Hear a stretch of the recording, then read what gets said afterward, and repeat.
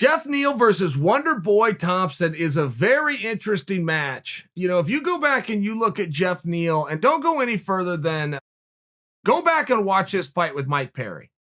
But what you're going to see is you're going to see his explosiveness, you're going to see his power, and you're going to see his accuracy.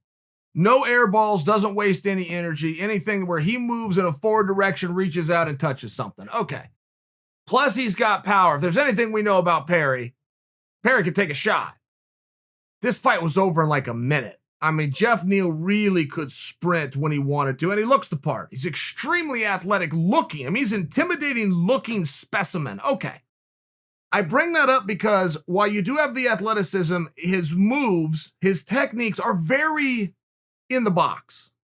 He's not hitting a jumping, spinning, rounding. He's going to be right in your face. It's going to come at you fast. It's going to come at you hard, but it's going to be some of the basics. Meanwhile, he's got Wonderboy.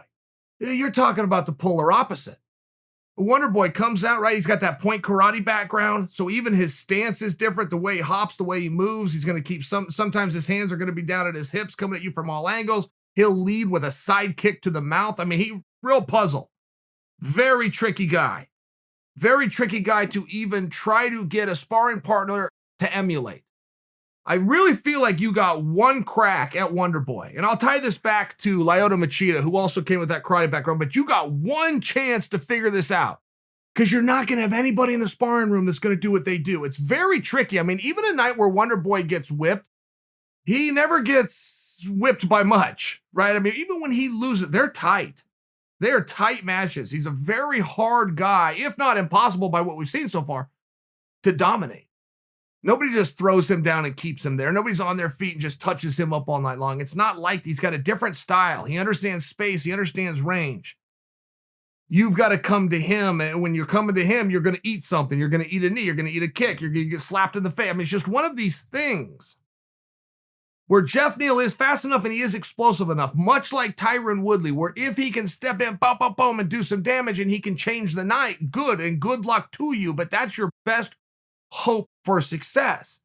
You're going to have some of those explosive movements. You're going to have to get to that target before it gets out of the way, before you eat a kick, and then you're going to have to hope that it hurts, that it changes him. Tough style, tough match. There's also a question that I cannot help but ask, and I have the right to ask as a viewer, which is, why are we here? Why are we here? Why are we doing this? What exactly is on the line? And generally, I would have a pretty good answer to my own rhetorical question, which I would then pose for you guys, but I'm stuck on this one because 170 is a little bit odd.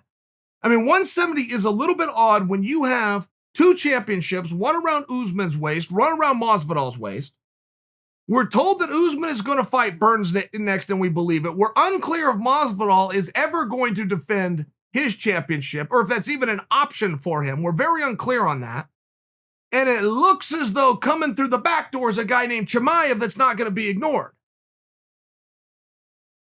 Should Chimaev get beat by Leon, we're also told that Leon was told on good authority, you take this guy, you beat this guy, and you're next. I mean, it's one of those things where what exactly is on the line?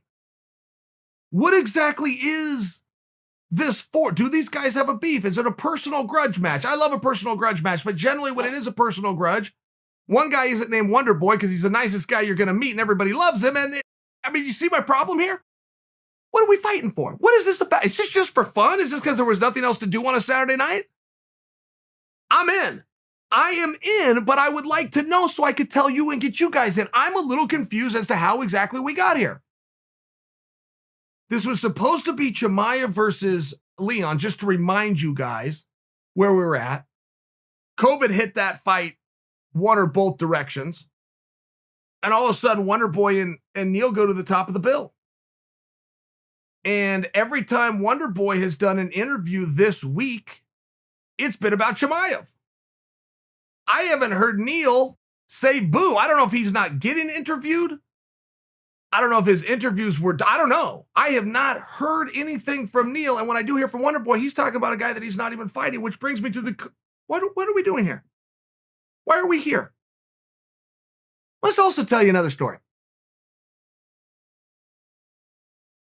I'm a human being. I can't always get around that, the human element to it, right? I was backstage at a UFC, and I walked past this super sharp dressed dude. He had on this fly jacket, tie, the whole bit. It was this red jacket. It looked fantastic looking. And I said to him, I said, man, you look sharp tonight. And the guy was on a cell phone, and he never so much as looked up. He continued texting whoever he was texting. He was wearing sunglasses, and he says, thanks. So I turn and I keep walking. I said to Helwani, who was the guy in the red jacket? And he said, that was Geoff Neal. I don't know. A little bit hard for me to like Neal at this point, isn't it? I mean, a little bit hard. He could have looked up. He could have quit texting. He could have said, thanks, Chael.